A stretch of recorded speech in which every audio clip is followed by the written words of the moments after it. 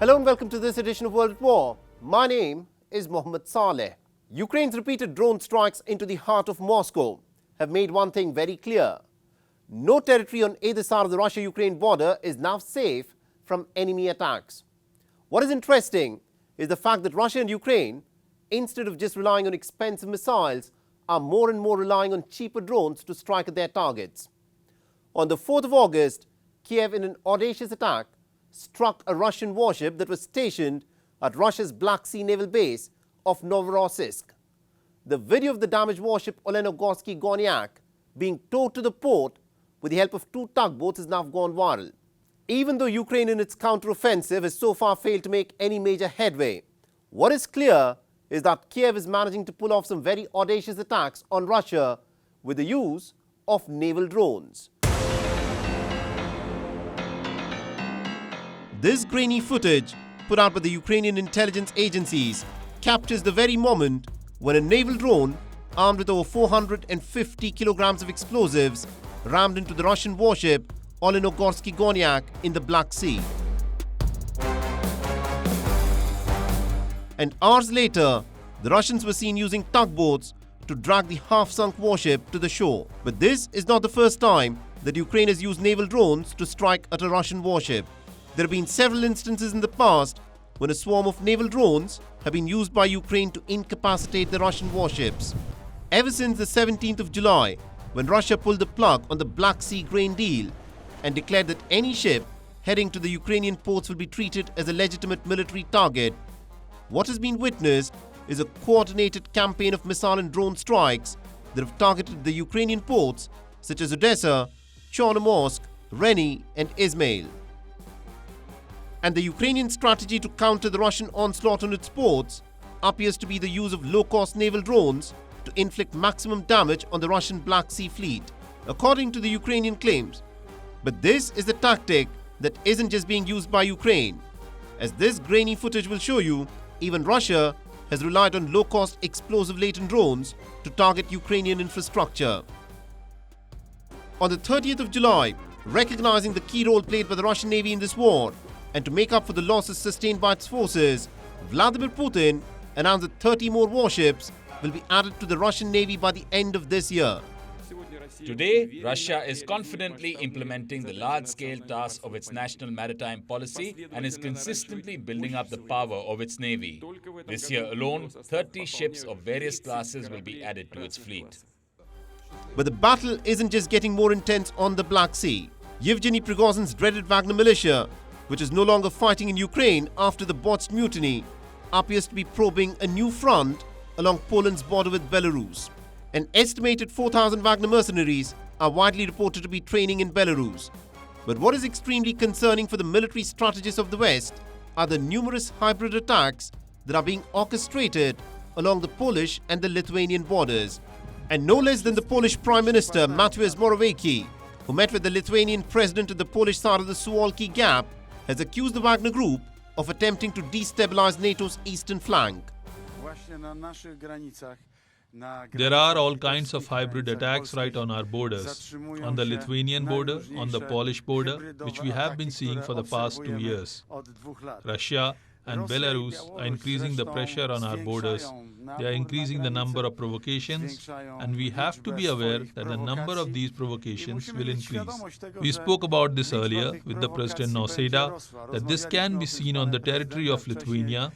I know also that it can be seen on the territory of Latvia, and we know that it is happening on ours. This is what will happen. This is what provocation is about. This is what intrigue and plotting on the part of Putin and Lukashenko is about. And this is what the operational activities on their side are about.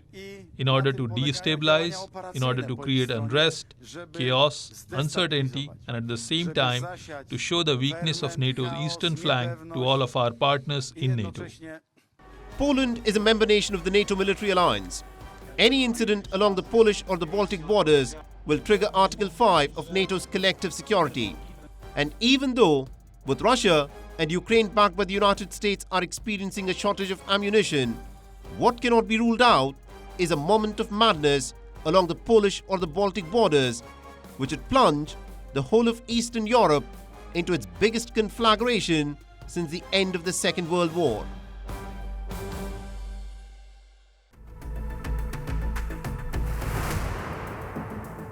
The West African nation of Niger gained its independence from its former colonial power France on the 3rd of August way back in 1960.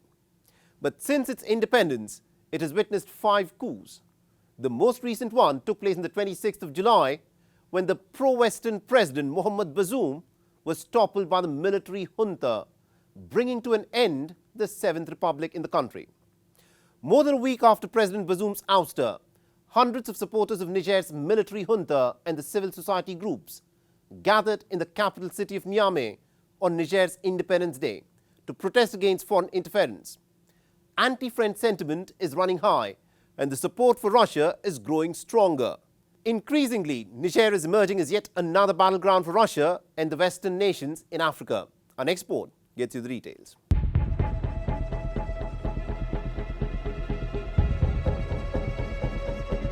There is trouble brewing in the Sahel region of Africa. In the landlocked West African nation of Niger, on the 26th of July, elite presidential guard took President Mohamed Bazoum captive and announced a coup.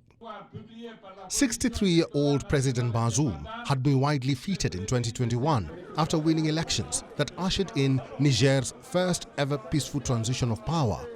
He survived 2 attempted coups since then, but was toppled on the 26th of July in an ironic twist of fate by elite members of his own presidential guard.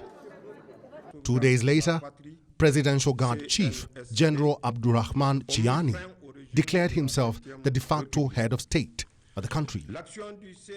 International condemnation and sanctions soon followed, but Chiani remained defiant. Economic Community of West African States, or ECOWAS leaders, imposed trade and financial sanctions, besides issuing an ultimatum on the 30th of July for the coup leaders to reinstate Bazoum to power within a week or face the possible military intervention as a last resort. Senegal has pledged to send soldiers to join ECOWAS in case of a military intervention. Nigeria has cut off electricity supplies that account for some 70% of Niger's greed. General Chiani has the juntas of Mali and Burkina Faso in his corner, reiterating that his country would fight back. With no direct access to the sea, these trade and financial sanctions will affect the socio-economic life of Nigerians who are increasingly wary of shopkeepers.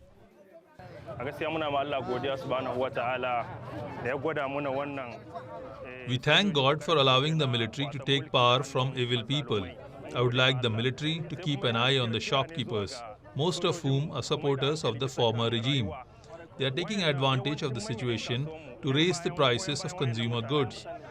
Take for example a 25-kilo bag of rice, which 2 days ago sold for between 11,500 and 12,000 CFA francs. They are now selling for 15,000 CFA francs. These are actions of undermining and sabotage. This is my appeal to the military.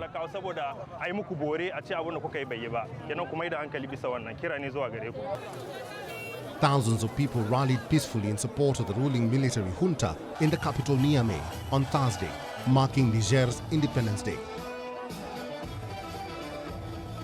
Brandishing giant Russian flags, demonstrators chanted anti-French slogans.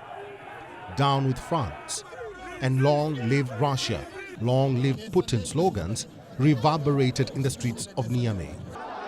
The coup d'etat has been accompanied by stringent anti-French sentiment.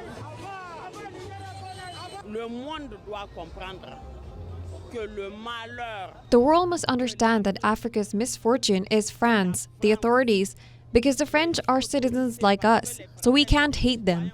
But we hate their authorities because they've done too much harm to our country, and really, enough is enough.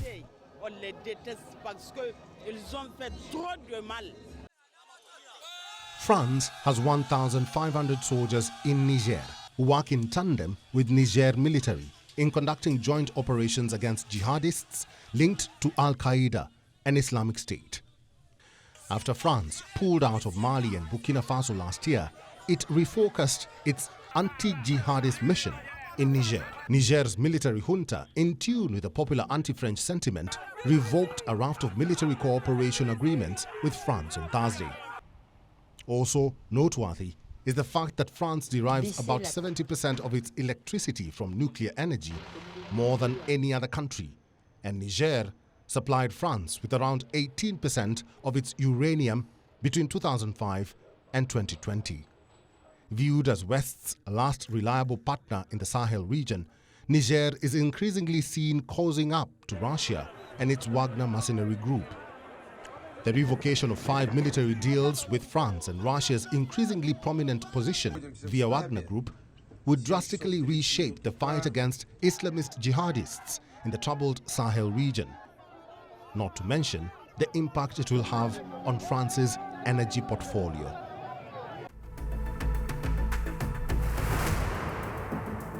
More than 60 people have been killed and over 200 others have been wounded in a suicide bombing in the Khyber Pakhtunkhwa province in Pakistan on the 30th of July. The Islamic State Khorasan province has claimed responsibility for the attack that took place at an Islamist party's political rally ahead of elections that are slated for later this year. With Pakistan's parliament expected to be dissolved imminently and the elections likely to be held sometime in the middle of November, what is quite evident is that Pakistan could go through a period of turmoil in the days to come. Our next report gets you the details. The nuclear-armed South Asian nation of Pakistan was jolted by a suicide attack on Sunday.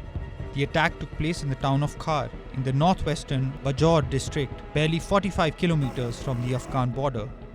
Reportedly, more than 1,000 people were at the rally for the Jamiat Ulema-e-Islam or JUIF, waiting for the speeches to begin when the suicide bomber detonated his vest near the front stage.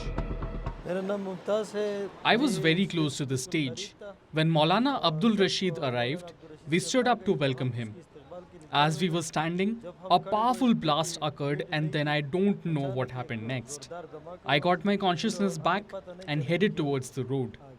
I was soaked in blood and there was an echo in my ears. Over 60 people were killed and close to 200 were injured, with some believed to be in critical condition. Unable to accommodate all the injured at local hospitals, dozens were airlifted to the provincial capital of Peshawar for better care. The local chapter of the Islamic State group, Islamic State Khorasan province, claimed responsibility the next day, confirmed by Islamic State's Amaq news agency.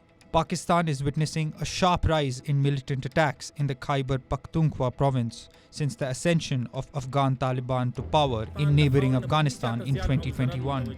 The security situation has rapidly deteriorated due to attacks by militant groups, including the Pakistan Taliban and the Islamic State's regional affiliate ISKP. Militants in the 7 former tribal districts bordering Afghanistan, of which Bajour is one, have been emboldened by Afghan Taliban's return to power. Coincidentally, a senior delegation of Chinese officials, including the Vice Premier He Lifeng, arrived in the Pakistan capital, Islamabad, the same evening. Jamiat Ulema-e-Islam, an ultra-conservative Islamist party, headed by firebrand cleric Fazlur Rahman, is part of the ruling coalition. Though the party continues to advocate socially conservative policies, Fazlur Rahman recently has forged alliances with secular rivals. In the past, he has operated as a facilitator for talks between the government and the Tehreek-e-Taliban Pakistan or Pakistan Taliban, a rival of the Islamic State group. Last year, Islamic State claimed to be behind attacks against religious scholars affiliated with Jamiat Ulema-e-Islam, JUIF, which boasts of a huge network of mosques and schools in the north and the west of the country, is accused by the jihadist Islamic State of hypocrisy and betraying its Islamic principles for being a religious party while supporting secular governments and the military. The car attack was the deadliest on a political party since campaigning for the last elections in 2018 and has fueled fears that Pakistan could be in for a bloody build-up to general election due to be held in the next 3 months. I demand the Prime Minister, the Army Chief and DGISI that if you want to save this country, then for God's sake, take notice of the situation. The state has not fulfilled its responsibilities. I think the state has failed regardless of who is in power. The targeting of workers of a religiously inclined political party has again brought to the fore the deadly mix of religion and politics in the political landscape of Pakistan. It is yet another grim reminder that Pakistan is battling militancy on multiple fronts, threatening to spiral out of control.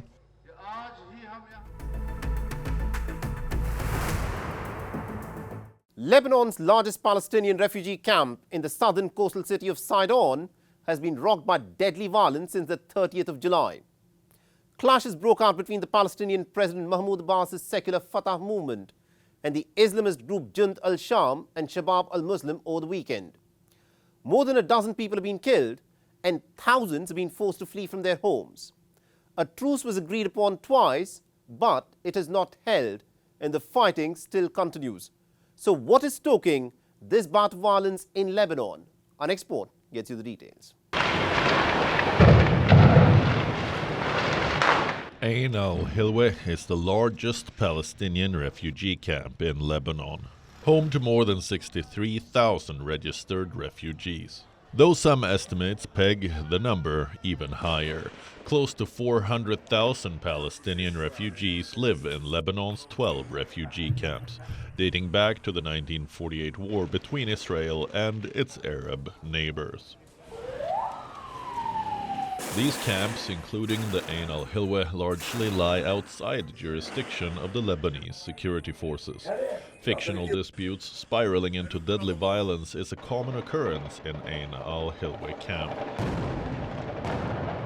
The latest violence erupted late Saturday when an Islamist was killed and 6 others were wounded in a retaliatory ambush the next day.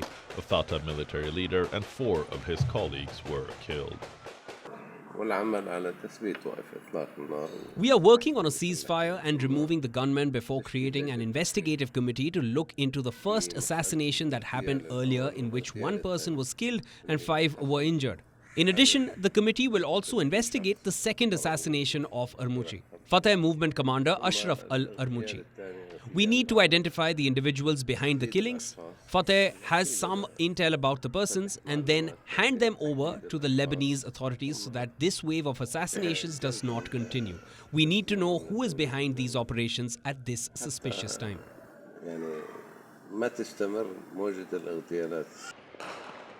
Successive attempts at ceasefire on Sunday and Monday barely improved the situation, and gunshots rang out on Wednesday night as well. United Nations Relief and Works Agency for Palestine Refugees in the Near East, or UNRWA, temporarily suspended all agencies' operations in the camp. 2 UNRWA schools also sustained damages, and more than 2,000 Ain al-Hilwa residents were forced to flee, taking shelter in a nearby mosque. We are fed up of all these things. We do not know what is the story behind it, the interest why sometimes clashes go on and come down. We have children. Look at this area. It's empty. Shops are closed. People are sitting at houses without even bread. They block the road in all directions. What shall we do? We are stranded in spite of the fact that we are behind the checkpoints of the Lebanese army and outside the camp. We have nothing to deal with this matter. The Palestinian presidency has denounced the fighting, terming the security of the camps a red line.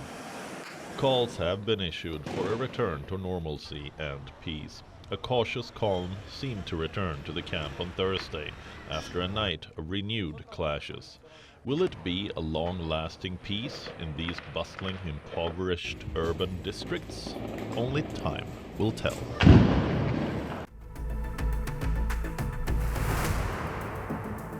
With that, it's a wrap on this edition of World at War. And if you want to reach out to me with any comments, feedback or suggestions, please feel free to do so on the Twitter handle that you see on your screens. I'm your host, Mohammed Saleh, and I'll see you again next week.